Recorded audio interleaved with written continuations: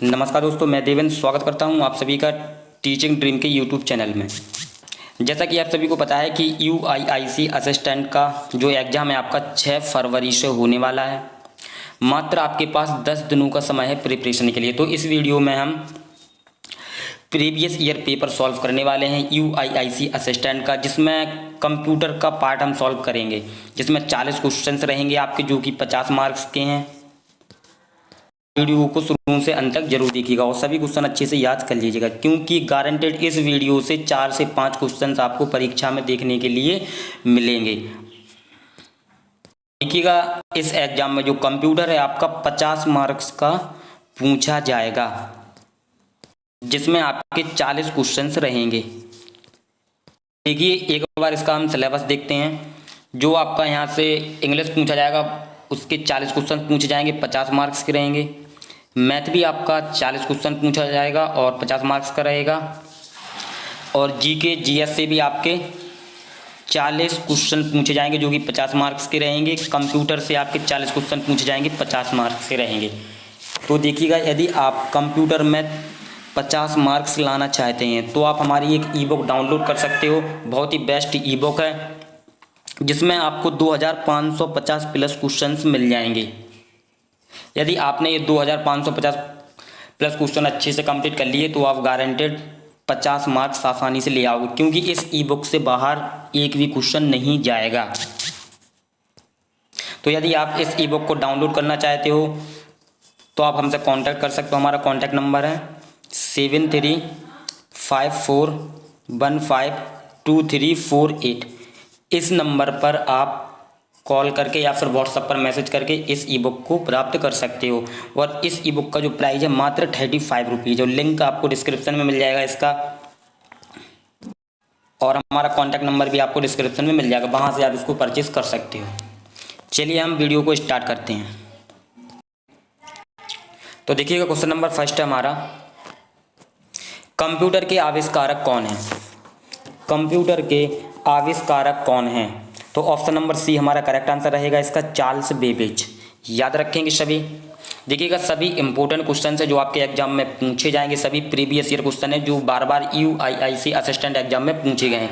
इसलिए आप सभी क्वेश्चन अच्छे से याद कर लीजिएगा। और इसका पीडीएफ आपको हमारे टेलीग्राम चैनल व्हाट्सएप ग्रुप पर मिल जाएगा, लिंक डिस्क्रिप्शन में दे रखा है। और देखिएगा, एक सेपरेट वीडियो हम बहुत जल्द लेकर आएंगे आप सभी के लिए कि 10 दिनों में आप किस प्रकार से प्रिपरेशन करें कि इस एग्जाम को आप आसानी से क्रैक कर लो, क्योंकि आप सभी के पास ओनली 10 दिनों का समय है, यानी 6 फरवरी से आपका एग्जाम स्टार्ट होने वाला है।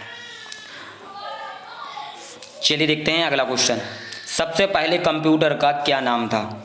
सबसे पहले कंप्यूटर का क्या नाम था? तो ऑप्शन नंबर बी आपका करेक्ट आंसर रहेगा, ENIAC। सबसे पहले कंप्यूटर का नाम था, याद रखेंगे सभी। देखते हैं अगला, आधुनिक कंप्यूटर की खोज सर्वप्रथम कब हुई? आधुनिक कंप्यूटर की खोज सर्वप्रथम कब हुई? तो 1946 में हुई थी, यानी 1946 में। याद रखेंगे सभी। चलिए देखते हैं अगला, कंप्यूटर के क्षेत्र में महान क्रांति कब से आई? कंप्यूटर के क्षेत्र में महान क्रांति कब से आई? तो 1960 से आई थी, यानी कि 1960 से। याद रखेंगे सभी, वेरी वेरी इंपॉर्टेंट क्वेश्चन है। चलिए देखते हैं अगला, कंप्यूटर का हिंदी नाम क्या है? कंप्यूटर का हिंदी नाम क्या है? तो क्या है? संगणक, यानी ऑप्शन नंबर बी आपका करेक्ट आंसर रहेगा। नेक्स्ट, कंप्यूटर साक्षरता दिवस कब मनाया जाता है? कंप्यूटर साक्षरता दिवस कब मनाया जाता है? तो 2 दिसंबर को मनाया जाता है। याद रखेंगे सभी, ऑप्शन नंबर डी आपका करेक्ट आंसर हो जाएगा। अगला, सीपीयू का पूर्ण रूप क्या है? सीपीयू का पूर्ण रूप क्या है? तो सेंट्रल प्रोसेसिंग यूनिट, यानी ऑप्शन नंबर ए आपका राइट आंसर हो जाएगा इसका। देखते हैं अगला, इनमें से कौन सर्च इंजन नहीं है? इनमें से कौन सर्च इंजन नहीं है? तो वॉल्फ्रेम अल्फा एक सर्च इंजन नहीं है, बाकी गूगल, याहू, बेदू ये आपकी सर्च इंजन है। याद रखेंगे सभी, ऑप्शन नंबर डी आपका करेक्ट आंसर रहेगा इसका। क्वेश्चन नंबर 9, निम्न में से कौन इनपुट की इकाई है? निम्न में से कौन इनपुट की इकाई है? तो देखिएगा, माउस, कीबोर्ड, स्कैनर, ये तीनों आपके आउटपुट है, ना कि इनपुट। तो ऑप्शन नंबर डी आपका करेक्ट आंसर हो जाएगा, इनमें से कोई नहीं। देखते हैं अगला, क्वेश्चन नंबर 10, 1 किलोबाइट यानी केबी कितने बाइट के बराबर होते हैं? 1 किलोबाइट यानी KB कितने बाइट के बराबर होते हैं?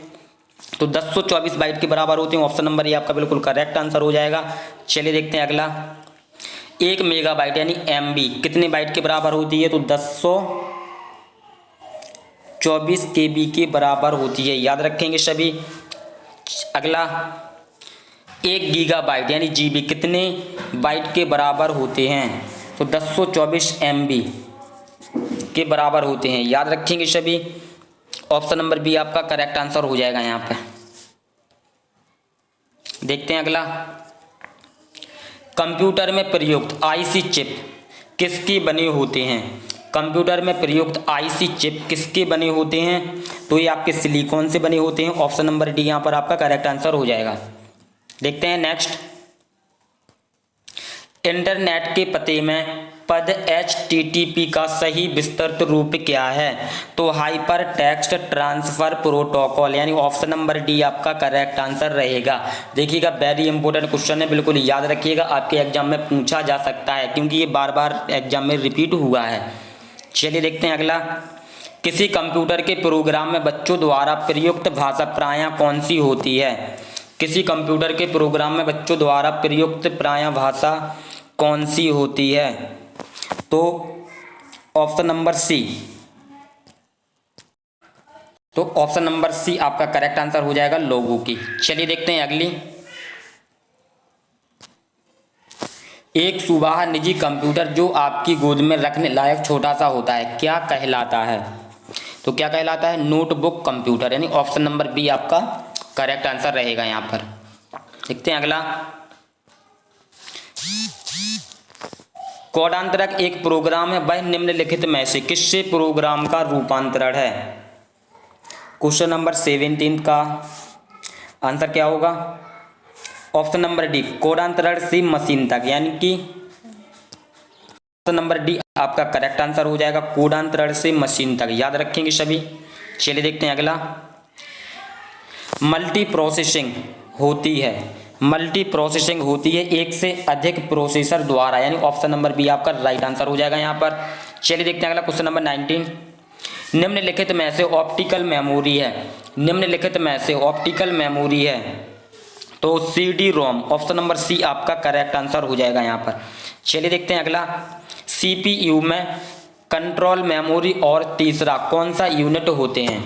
CPU में कंट्रोल मेमोरी और तीसरा कौन सा यूनिट होते हैं? तो अर्थमेटिक यानी logical unit, option number D आपका करेक्ट आंसर हो जाएगा। चलिए देखते हैं अगला। CPU के ALU में होते हैं RAM space, register, byte space या फिर इनमें सभी? तो रजिस्टर होते हैं, यानी ऑप्शन नंबर बी आपका करेक्ट आंसर रहेगा इसका। देखते हैं अगला। Question number 22। गणना और तुलना के लिए कंप्यूटर के किस भाग का प्रयोग किया जाता है? गणना और तुलना के लिए कंप्यूटर के किस भाग का प्रयोग किया जाता है? तो ALU का प्रयोग किया जाता है। ऑप्शन नंबर सी आपका करेक्ट आंसर हो जाएगा, याद रखेंगे सभी। देखते हैं अगला। एक हार्डवेयर डिवाइस जो डाटा को अर्थपूर्ण इंफॉर्मेशन में परिवर्तित करता है। एक हार्डवेयर डिवाइस जो डाटा को अर्थपूर्ण इंफॉर्मेशन में परिवर्तित करता है क्या कहलाता है? प्रोसेसर, इनपुट डिवाइस, प्रोग्राम या फिर प्रोटेक्टर? तो क्वेश्चन नंबर 23 का राइट आंसर होगा ऑप्शन नंबर ए, प्रोसेसर, याद रखेंगे सभी। देखते हैं अगला। प्रोसेसर के 3 मुख्य भाग हैं, कौन कौन से हैं? तो देखिएगा ALU, कंट्रोल यूनिट और रजिस्टर, यानी ऑप्शन नंबर बी आपका बिल्कुल करेक्ट आंसर हो जाएगा यहाँ पर। चलिए देखते हैं अगला। Question number 25। CPU और IO के बीच सिग्नलों के मूवमेंट को कौन नियंत्रित करता है? तो कंट्रोल यूनिट नियंत्रित करता है, यानी ऑप्शन नंबर ए आपका यहाँ पर करेक्ट आंसर हो जाएगा। देखते हैं अगला। कंप्यूटर के सेंट्रल प्रोसेसिंग यूनिट का फंक्शन है, यानी CPU का फंक्शन है क्या है? गणनाएं और प्रोसेसिंग करना, यानी बिल्कुल ऑप्शन नंबर सी आपका करेक्ट आंसर हो जाएगा यहाँ पर। देखते हैं अगला। निम्न में से कौन सा कंप्यूटर का बुनियादी कार्य नहीं है? निम्न में से कौन सा कंप्यूटर का बुनियादी कार्य नहीं है? तो टेक्स्ट को स्कैन करना कंप्यूटर का कार्य नहीं है, याद रखेंगे सभी। ऑप्शन नंबर बी आपका करेक्ट आंसर हो जाएगा। देखते हैं अगला।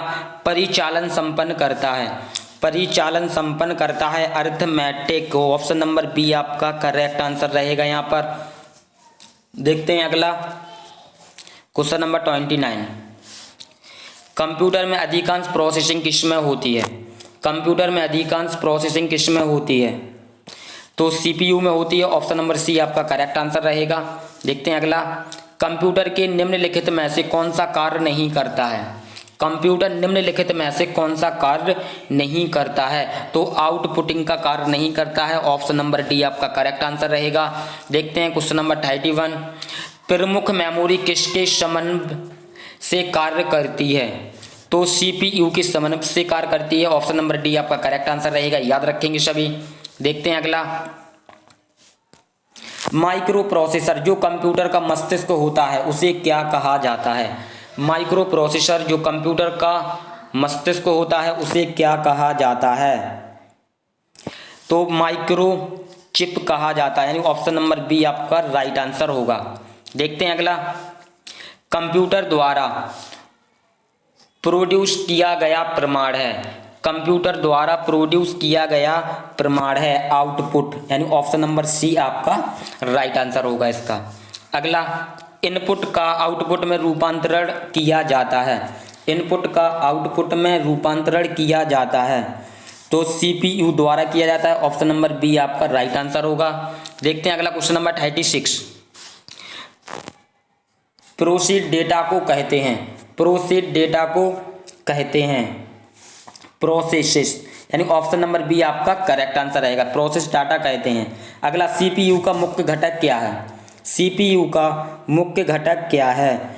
तो सीपीयू का मुख्य घटक है कंट्रोल यूनिट, मेमोरी, अरिथमेटिक, यानी कि ये तीनों हैं आपके। तो ऑप्शन नंबर डी आपका करेक्ट आंसर हो जाएगा ये सभी। देखते हैं अगला, कंप्यूटर की क्षमता है। कंप्यूटर की क्षमता है सीमित, यानी ऑप्शन नंबर सी आपका करेक्ट आंसर रहेगा इसका। अगला, कंप्यूटर को किस प्रकार की बुद्धि की संज्ञा दी गई है? तो कृत्रिम बुद्धि की संज्ञा दी गई है, यानी कि आर्टिफिशियल। ऑप्शन नंबर बी आपका करेक्ट आंसर रहेगा इसका। अगला, मनुष्य की स्मरण शक्ति कंप्यूटर की तुलना में कैसी होती है? सामान्य, उच्च, निम्न, औसत। तो ये आपकी सामान्य होती है। ऑप्शन नंबर ए आपका करेक्ट आंसर रहेगा। चलिए देखते हैं अगला, मानव मन तथा कंप्यूटर में किसकी गति अधिक है? तो मानव मन की गति अधिक है, यानी ऑप्शन नंबर बी आपका करेक्ट आंसर रहेगा। तो देखिएगा, इस वीडियो में हम 40 क्वेश्चंस कंप्लीट कर चुके हैं जो कि आपके 50 मार्क्स के पूछे जाने हैं यूआईआईसी असिस्टेंट एग्जाम में। और 6 फरवरी से आपका एग्जाम स्टार्ट होने वाला है। यदि आप कंप्यूटर में 50 मार्क्स लाना चाहते हैं तो आप हमारी इस ई बुक को डाउनलोड कर सकते हो, जिसमें 2550 प्लस क्वेश्चन दिए हुए हैं। यदि आपने ये 2550 क्वेश्चन 10 दिनों में अच्छे से रट लिए तो आप गारंटेड 50 में 50 नंबर लेकर आओगे, क्योंकि इससे बाहर एक भी क्वेश्चन नहीं पूछा जाएगा। तो देखिएगा, हमारा नंबर है 7354152348। इस नंबर पर आप कांटेक्ट करके व्हाट्सएप पर मैसेज करके इस ई बुक को प्राप्त कर सकते हो। और इसका जो प्राइस है मात्र 35 रुपये है।